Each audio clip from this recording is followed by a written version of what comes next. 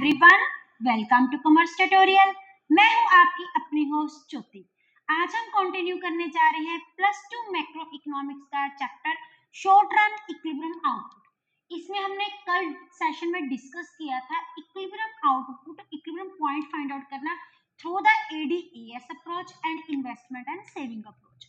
और आज का हमारा टॉपिक है इन्वेस्टमेंट मल्टीप्लायर। मल्टीप्लायर का मतलब होता है मल्टीप्लाई, मींस कितने टाइम्स, ये क्या है इन्वेस्टमेंट, कितने times there is increase in income due to increase in investment. Investment के इंक्रीज होने के कारण हमारे कितने टाइम्स हमारी इनकम इंक्रीज होती है, उसको क्या बोलते हैं इन्वेस्टमेंट मल्टीप्लायर। इसके पीछे एक छोटा सा फंडा है। जब हमारी इकोनॉमी में डिमांड क्या हो जाती है, इंक्रीज हो जाती है। पहले स्मॉल स्केल बिजनेस था, अब कंज्यूमर डिमांड इंक्रीज कर रही है तो बिजनेस क्या हो गया, इंक्रीज हो गया। तो हमें पहले प्रोडक्शन हम एक ही मशीनरी से करते थे, अब इन्वेस्टमेंट करने की जरूरत है। एज द रिजल्ट हमने क्या कर दी, इन्वेस्टमेंट इंक्रीज कर दी। जब इन्वेस्टमेंट इंक्रीज किया, खर्चा बढ़ाया है, तो एट द रिजल्ट नई आउटपुट खरीदी है, नई प्लांट एंड मशीनरी खरीदी है, जिसके कारण हमारी आउटपुट क्या हो जाएगी, इंक्रीज हो जाएगी। अगर आउटपुट इंक्रीज हो जाएगी, as well as employment increase होगी। जैसे एम्प्लॉयमेंट इंक्रीज होगी तो हमारी कंजम्पशन इंक्रीज होगी। अगर कंजम्पशन इंक्रीज होगी तो हमारी इनकम भी क्या हो जाएगी, इंक्रीज होगी। ये सारा एक प्रॉपर फॉर्मेट है जिसमें हमारी जो इन्वेस्टमेंट है वो क्या करती है, वर्क करती है। अभी देखियो, कंजम्पशन क्या होता है, हमारी इकोनॉमी में सिर्फ दो सेक्टर होते हैं। एक होता है हमारा प्रोड्यूसर, एक हमारा क्या होता है कंज्यूमर। जो एक का खर्चा वो दूसरे की क्या बन जाती है, इनकम बन जाती है। तो यही है, अगर एक्सपेंडिचर इंक्रीज होगा तो अल्टीमेटली हमारी इकोनॉमी में इनकम इंक्रीज हो जाएगी। यही बेसिक फंडा है कि हमारे इन्वेस्टमेंट के इंक्रीज होने का कितनी इनकम इंक्रीज होती है। इसको हम एक छोटे से डायग्राम के साथ भी क्या करते हैं, अंडरस्टैंड करते हैं। ये तो हम ऑलरेडी जानते हैं कि हम एक्स एक्सिस पे क्या शो करते हैं, income, output and employment. Y axis पे हम क्या शो कर रहे हैं, एडी एंड एएस। जो हमारी एग्रीगेट सप्लाई है वो क्या करती है, 45 डिग्री के एंगल से ओरिजिन से क्या होती है, ड्रॉन ऑन होती है। और ये किसके आइडेंटिकल होती है, हमारी इनकम के आइडेंटिकल होती है। तो हमारी एग्रीगेट डिमांड है वो क्या है, यहाँ पे है एग्रीगेट डिमांड। और एग्रीगेट डिमांड के हमारे कंपोनेंट्स क्या होते हैं, सी प्लस आई। हमें क्या, अब जो पुरानी इन्वेस्टमेंट थी उसके साथ कोप अप नहीं हो रहा, क्योंकि मार्केट में जो डिमांड है वह क्या हो चुकी है, इंक्रीज हो चुकी है। फ्रॉम एडी से कहां तक इंक्रीज हो चुकी है, एडी डैश तक इंक्रीज हो चुकी है, जिसके कारण हमें इन्वेस्टमेंट को क्या करना पड़ा, इंक्रीज करना पड़ा in the form of fixed assets. पहले हम इक्विलिब्रियम पॉइंट कहां पे थे, ई में थे। एज द रिजल्ट इसके कारण जो हमारी इनकम थी वो हमारी क्या थी, ओ वाई थी। लेकिन जैसे ही हमने इन्वेस्टमेंट इंक्रीज की, उसके कारण देखो इतनी इन्वेस्टमेंट को क्या कर दिया, इंक्रीज किया। क्योंकि यहाँ पे हम रिफ्लेक्ट कर रहे हैं जो हमारी एग्रीगेट डिमांड चेंज हो रही है वो किसके कारण हो रही है, सिर्फ और सिर्फ इन्वेस्टमेंट के कारण हो रही है। कंजम्पशन में अभी कोई भी चेंज नहीं आया, क्योंकि स्टार्टिंग के प्रोसेस में जब डिमांड इंक्रीज होती है तो अल्टीमेट इफेक्ट सबसे पहले कहां पे पड़ता है, इसका इन्वेस्टमेंट का। क्योंकि टॉपिक का मतलब है कि इन्वेस्टमेंट मल्टीप्लाई, इन्वेस्टमेंट का ही हमने इफेक्ट बताना है। तो जिसके कारण हमारा इक्विलिब्रियम पॉइंट कहाँ आ गया, अब इवन। लेकिन जो हमारी इनकम थी वो कह रही थी वाई, अब वो क्या हो चुकी है, y1। इंक्रीज इन इन्वेस्टमेंट तो थोड़ा है, लेकिन एज कंपैरेटिव जो हमारा इंक्रीज इन इनकम है वो क्या, उससे ज्यादा है। यही रीजन है, यही चीज हमें कौन बताता है, investment multiplier. How many times, कितने टाइम्स हमारी इनकम इंक्रीज हो रही है due to increase in investment. यही इफेक्ट हमारा इन्वेस्टमेंट मल्टीप्लायर का होता है। अब इन्वेस्टमेंट जो मल्टीप्लाई होता है, हम इसको टू और मेथड से कैलकुलेट, और इसको डिनोट किसके साथ किया जाता है, हमेशा के के साथ किया जाता है। अगर आपको बैंकिंग का चैप्टर याद हो, वहां पे हमने क्रेडिट मल्टीप्लायर चेक आउट किया था, और उसकी भी रिफ्लेक्शन किसके साथ करते थे, के से साथ करते थे। सपोज करो इन्वेस्टमेंट में हमने कितनी चेंजेस लाई है, 1000, लेकिन हमारी इसके रिगार्डिंग चेंज इन इनकम कितना आ गया, 10,000। तो हमारा इन्वेस्टमेंट मल्टीप्लायर क्या हो गया, चेंज इन इनकम हमारी है 10,000 अपॉन 1000। तो इट मींस हमारी इन्वेस्टमेंट को चेंज करने का कारण इंक्रीमेंट इंक्रीज इन इनकम कितना हुआ है, हमारा 10 टाइम्स। अब ये जो हमारा इन्वेस्टमेंट मल्टीप्लायर है ये हमारा टू टाइप्स का होता है। एक होती है हमारी बैकवर्ड एक्शन, एक हमारा कौन सा होता है, सॉरी, एक होता है फॉरवर्ड एक्शन, एक हमारा कौन सा हो जाता है बैकवर्ड एक्शन। ये नाम से ही प्रॉपर क्लियर है, इनके नाम पे ही इनका मीनिंग क्लियर है। फॉरवर्ड का मतलब क्या होता है, आगे जाना, मतलब आगे बढ़ना। जब हम आगे बढ़ते हैं means due to increase in investment how time there is increase in income, तो इसको हम क्या बोलते हैं, फॉरवर्ड एक्शन। जैसे ये देखो, हमारी इन्वेस्टमेंट की इंक्रीज होने के कारण कितना हमारा इनकम में इंक्रीमेंट होया, इसको हम क्या बोलेंगे, फॉरवर्ड। अब बैकवर्ड का क्या होता है, पीछे आना। पीछे means due to decrease in investment how many decrease in income is there, क्योंकि इन्वेस्टमेंट मल्टीप्लायर का इफेक्ट तो एक ही जैसा होगा। फॉरवर्ड का मतलब आगे, बैकवर्ड का पीछे। और फॉरवर्ड को हम किस साइन के साथ डिनोट करते हैं, पॉजिटिव साइन के साथ। लेकिन जो बैकवर्ड एक्शन होता है उसको हमेशा किसके साथ डिनोट किया जाता है, नेगेटिव के साथ। अगर आप इनका स्क्रीनशॉट लेना चाहते हैं तो ले सकते हैं। अब अगर ये तो हमारा कौन सा एक्शन था, एक तरह का फॉरवर्ड एक्शन था। अब सपोज करो हम इसी को बैकवर्ड एक्शन के साथ शो कर रहे हैं, हमारी एग्रीगेट डिमांड क्या होगी, डिक्रीज होगी। एग्रीगेट डिमांड डिक्रीज होने के कारण तो क्या हो गया, हमारी इन्वेस्टमेंट क्या होगी, डिक्रीज होगी। हमें अपने इन्वेस्टमेंट खर्चा कम करना पड़ा। पहले हम इक्विलिब्रियम कहां पे थे, ई पे, अब हम इक्विलिब्रियम कहां पे हैं, Y2 पे। अब देखो, इतनी हमारी इन्वेस्टमेंट डिक्रीज हुई है, लेकिन उसका जो इफेक्ट पड़ा है वो इनकम पे बहुत ज्यादा पड़ा है। ये टू टाइप्स का ही हो सकता है। उसके बाद हम इन्वेस्टमेंट मल्टीप्लायर को टू और फॉर्मूलेस के साथ कैलकुलेट कर सकते हैं। एक हमारा होता है 1 minus MPC, 1/1 minus MPC. MPC means marginal propensity to consume. इसके बारे में हम फर्स्ट चैप्टर में एग्रीगेट एंड रिलेटेड कंसेप्ट्स में हम इसको डिस्कस कर चुके हैं। अगर आप देखना चाहते हैं तो जाके चेक कर सकते हैं। और एक इसका 1 माइनस एमपीसी किसके इक्वल होता है, 1/एमपीएस। तो यहां से हमारे पास टू ऑब्जर्वेशन आती है। वो कौन सी ऑब्जर्वेशन होती है कि there is direct relationship between multiplier and MPC. One, there is indirect relationship between M multiplier and MPS. कई बार डायरेक्ट यही पेपर में क्वेश्चन पूछ लिया जाता है कि प्रूफ करो कि इन दोनों में डायरेक्ट रिलेशनशिप है और इन दोनों में कौन सा है हमारा इनडायरेक्ट रिलेशनशिप है। तो इसको हम फिर किया एक एग्जांपल के साथ शो करते हैं। सपोज करो हमारे पास एमपीसी की टू टाइप्स की वैल्यू ले लेते हैं। एक बार हमने एमपीसी की वैल्यू कितनी ले ली, 0.2। एक बार हमने एमपीसी की वैल्यू कितनी ले ली, 0.5।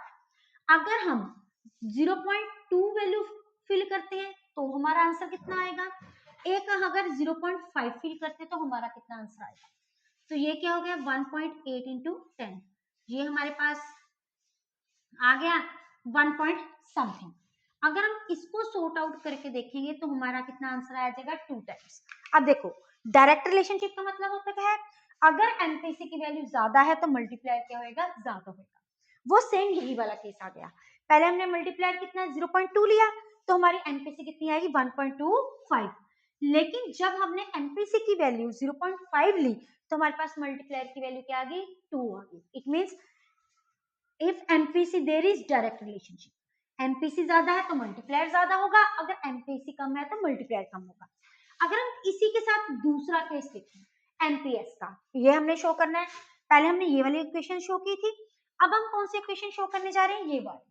Means there is indirect relationship between multiplier and MPS.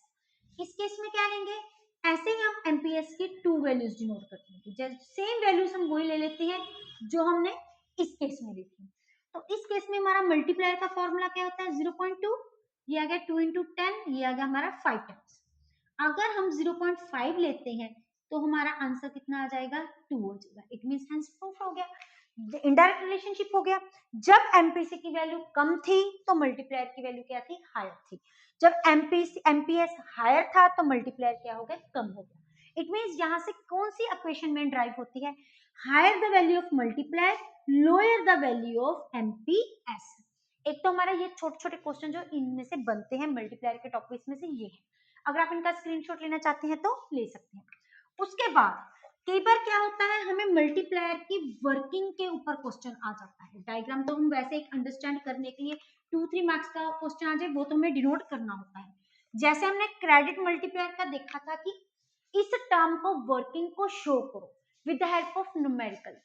Same way से कई बार हमें क्वेश्चन में चेंज इन इन्वेस्टमेंट की एमपीसी की वैल्यू गिवन होती है। कई बार क्या होता है हमें खुद सपोज करना होता है। एग्जाम क्वेश्चन क्या होता है, show the working of multiply with the help of numerical example. तो ये हम ऑलरेडी देख चुके हैं कि हमारा प्रोसेस स्टार्ट कहां से होता है। जब हमारी एग्रीगेट डिमांड इंक्रीज होती है, अल्टीमेटली हमें क्या करनी पड़ती है, अपनी इन्वेस्टमेंट इंक्रीज करनी पड़ती है। खर्चा बढ़ेगा तो नेचुरली आउटपुट बढ़ेगी, क्योंकि दोनों में कौन सा रिलेशनशिप है, 1 to 1 का हमने देखा था। एग्रीगेट आउटपुट का दूसरा इसको हम किसके साथ डिनोट करते हैं, एग्रीगेट सप्लाई के साथ। कल के सेशन में हमने क्या देखा था, एग्रीगेट डिमांड और एग्रीगेट सप्लाई में 1 to 1 रिलेशनशिप है, और एग्रीगेट सप्लाई हमारी क्या है, परफेक्टली इलास्टिक है, जिसके कारण जैसे ही सप्लाई बढ़ेगी तो लोगों का एम्प्लॉयमेंट बढ़ेगा, फिर कंजम्पशन बढ़ाएंगे लोग अपनी, जब कंजम्पशन बढ़ाएंगे तो नेट इफेक्ट किस पे पड़ेगा, हमारी इनकम पे पड़ेगा। तो सपोज करो हम स्टार्टिंग में सपोज करते हैं हमारा चेंज इन इन्वेस्टमेंट हमारी कितनी है 1000 और एमपीसी की वैल्यू कितनी है 0.5।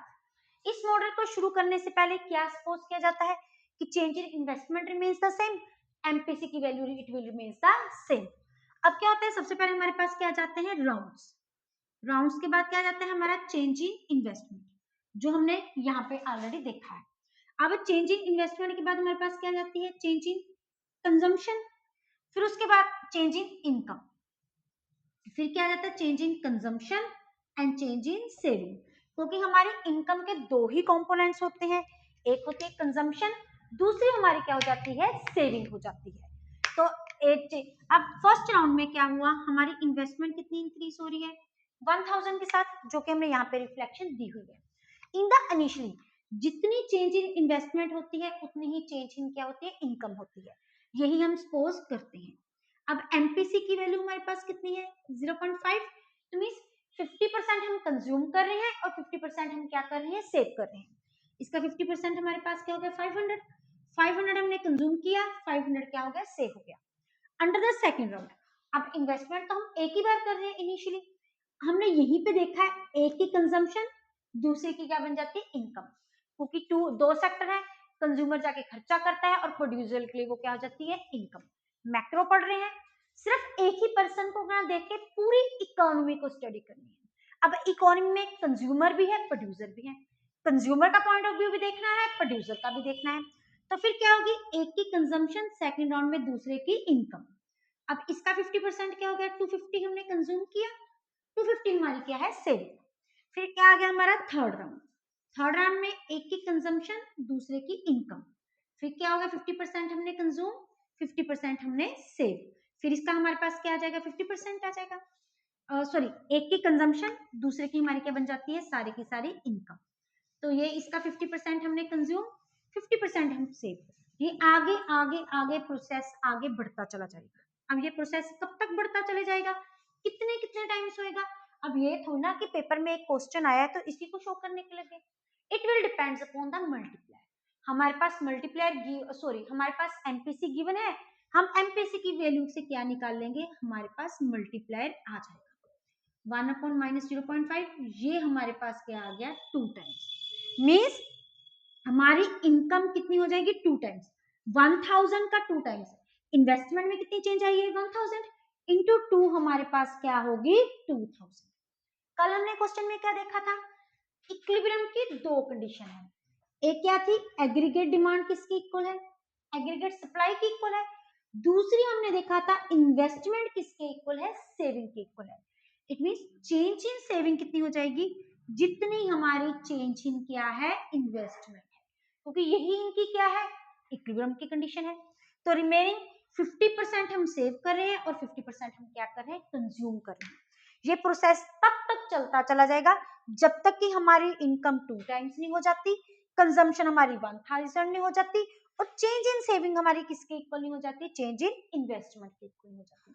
अब ये क्वेश्चन आ गया, हमने ये टेबल तो बना दिया, अब इसको एलेबरेट भी तो करना है। उसको क्या लिखेंगे, सबसे पहले हम स्टार्टिंग में क्या लिखेंगे, इन्वेस्टमेंट मल्टीप्लाई का हम क्या बता देंगे, मीनिंग बता देंगे। उसके बाद उसके हम क्या बताएंगे, it will depends upon MPC second point पे, क्योंकि एमपीसी की वैल्यू क्या होती है 1/1 माइनस एमपीसी। थर्ड हम क्या करेंगे, भी एमपीसी रिमेन्स द कांस्टेंट, वो क्या रहती है सेम रहती है। फोर्थ जो initially change in investment will be equal to change in income, दोनों में क्या हो जाएगी, इक्वलाइजेशन आएगी। फिर हमारा ये टेबल आ जाएंगे, टेबल के बाद हम ये हमारी क्या आएगी, अजम्पशन, फिर table of the numerical example of the model, ये हमारी, उसके बाद क्या आ जाएगी हमारी एक्सप्लेनेशन ऑफ द मॉडल। ये हम सीरीज वाइज चलेंगे क्योंकि हमने सपोज किया है, ये सारा प्रोसेस समझाएंगे कि पहले एग्रीगेट डिमांड चेंज होती है, फिर इन्वेस्टमेंट होती है, फिर उसका आउटपुट ये होता है, ये सारा सब इसमें काम कर रहा है। इसी वजह से फर्स्ट राउंड में हमारी चेंज इन इन्वेस्टमेंट कितनी है, 1000। इनिशियली इनकम और इन्वेस्टमेंट क्या है, इक्वल है, 50% हम कंज्यूम कर रहे हैं और 50% हम क्या कर रहे हैं, सेव कर रहे हैं। एक की कंजम्पशन दूसरे की सेकंड राउंड में क्या बन जाती है, इनकम बन जाती है, क्योंकि पूरी इकोनॉमी में कंज्यूमर भी है और प्रोड्यूसर भी है।